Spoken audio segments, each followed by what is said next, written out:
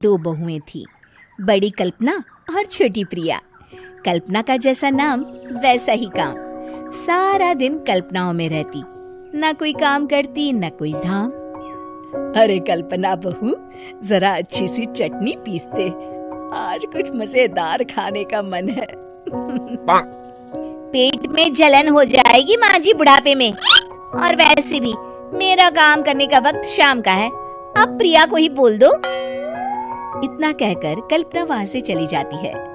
कांता कल्पना के ऐसे रवैये से काफी परेशान रहती है। मैं बना देती हूँ माँ चटनी, ऐसा बोलकर प्रिया माँ को चटनी बनाकर प्लेट में खाने को देती है कि तभी वहाँ कल्पना आ जाती है। अरे वाह चटनी, जरा चख कर तो देखो, बड़े दिन हो गए। अरे नहीं बहू, तू तो रहने ही दे चटनी खाना, पेट में जलन हो जाएगी।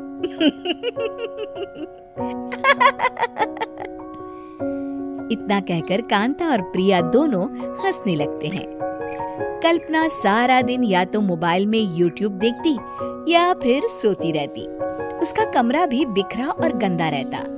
एक दिन कल्पना का पति अशोक उससे कहता है, अरे कल्पना, जानवर भी उस जगह को साफ कर लेता है जहाँ वो बैठता है, तुम तो इंसान हो, कैसे इतने गंदे कमरे में रह लेती हो? देखो सारा सामान यहाँ वहाँ बिखरा पड़ा है। ज्यादा अपनी माँ का बोल ना बोलो। हाँ, कमरा तुम्हारा भी तो है, गंदा लग रहा है तो साफ कर लो। पता नहीं तुम्हारे साथ मैं कैसे जिंदगी बिताऊंगा। इतना कहकर अशोक वहाँ से चला जाता है। कल्पना बस खाना खाने कमरे से बाहर आती और फिर से कमरे में चली जाती। इससे कांता बहन काफी परेशान रहती। एक दिन प्रिया कांता से कहती है, माँ, मैं सारा दिन काम करके थक जाती हूँ, आप कल्पना दीदी से कहिए ना कि सुबह और शाम का काम बांट ले। मैं तो अब सिर्फ एक वक्त का ही काम करूँगी। हाँ। अरे तू वो भी ना करना, एक बहू तो काम चोर थी ही, दूसरी भी आ गई काम ना करने के बहाने लेकर। तभी वहाँ प्रिया का पति रमेश आ जाता है। माँ, मैं देख रहा हूँ भाभी कोई काम नहीं करती, प्रिया सारा दिन घर और रसोई का काम करती है, अब कुछ करो ना माँ।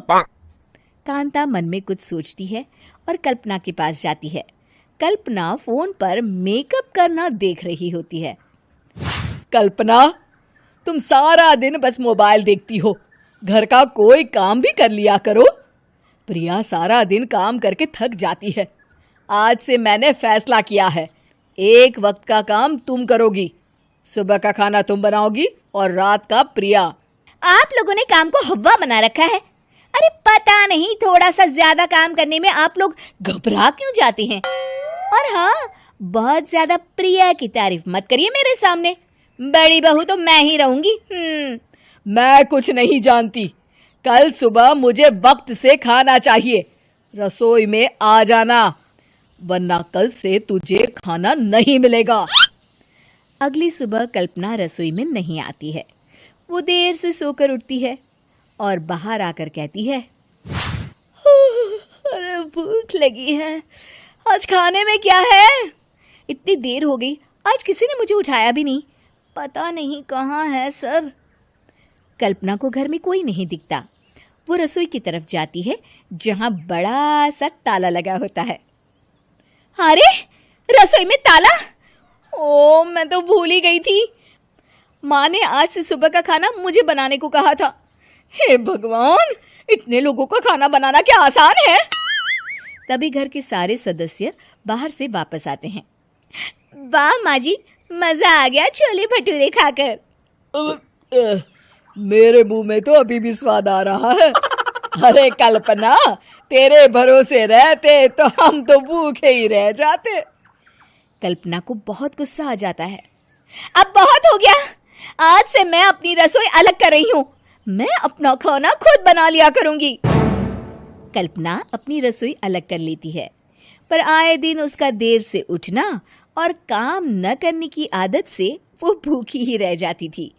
उसी के सामने घर के लोग अच्छे अच्छे पकवान खाते और कामचोर कल्पना को जैसे तैसे ही खाना बनाकर खाना पड़ता। पर एक दिन तो हद ही हो गई।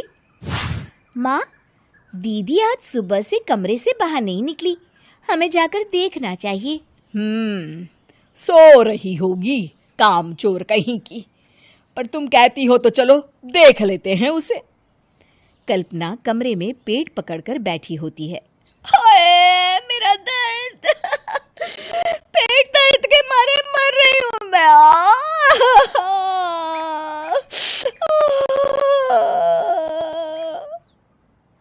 अरे दीदी क्या हुआ, पेट में दर्द क्यों हो रहा है? डॉक्टर को दिखाया आपने? माँ। कल्पना खड़ी होती है और माँ जी के पास आती है। मुझे माफ कर दीजिए, अब से मैं सारे काम में मदद करूंगी, कभी आलस और काम चोरी नहीं करूंगी। हाँ वो तो ठीक है, लेकिन अचानक क्या हो गया जो तू काम करने को तैयार हो गई? कामचोर कल्पना।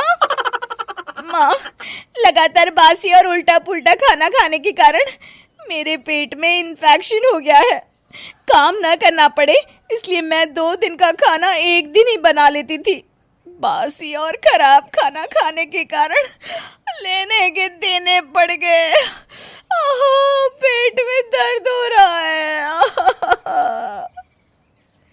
चलो अच्छा हुआ देर आए।